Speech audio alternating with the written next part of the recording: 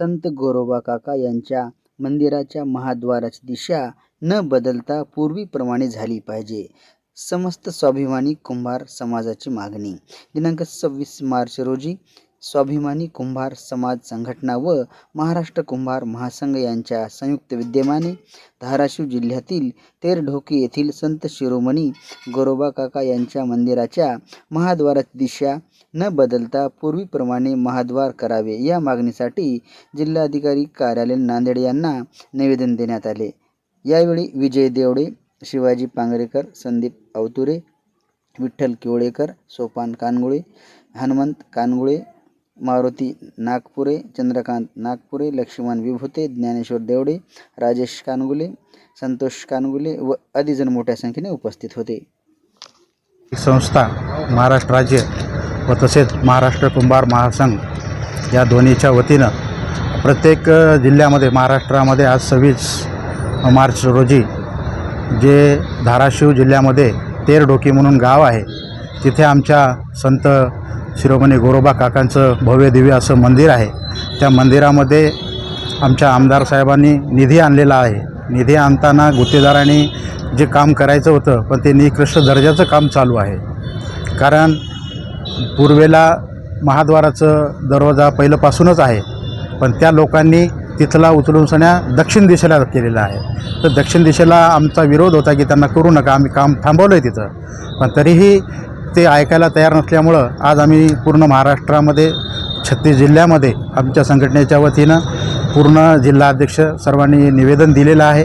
आणि यावरही जर ते थांबत नसतील तर आम्ही ह्या 2 एप्रिलपासून धाराशिव तिथे जिल्हाधिकाऱ्याच्या ह्याच्यामध्ये आम्ही उपोषण करणार आहोत. नांदेड जिल्ह्याच्या वतीनं आम्ही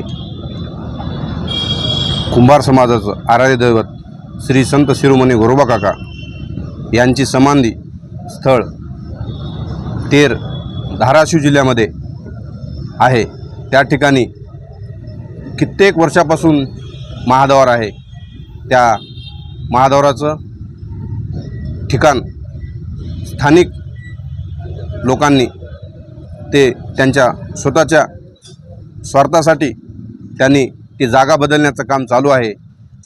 जर जागा महाद्वार जर समजा जागा जर बदलली तर आम्ही येणाऱ्या काळामध्ये अमर उपोषण करण्याची मी नांदेड जिल्ह्याच्या वतीनं स्वाभिमानी कुंभार समाज संघटनेच्या वतीनं आमचे विजयरावजी देवडे साहेब यांच्या मार्गदर्शनाखाली पूर्ण नांदेड जिल्ह्याचा समाज, मी जिल्हाध्यक्ष लक्ष्मणराव विभूते म्हणून मी माझ्या वतीनं माझ्या समाज बांधवांना, माझ्या सहकाऱ्यांना तेर येथे जाऊन तहसीलदार कलेक्टरच्या ठिकाणी जाऊन आम्ही अमर उपोषण करू अशी मी गवाही देऊ शकतो. स्वाभिमानी कुंभार समाज संघटनेचा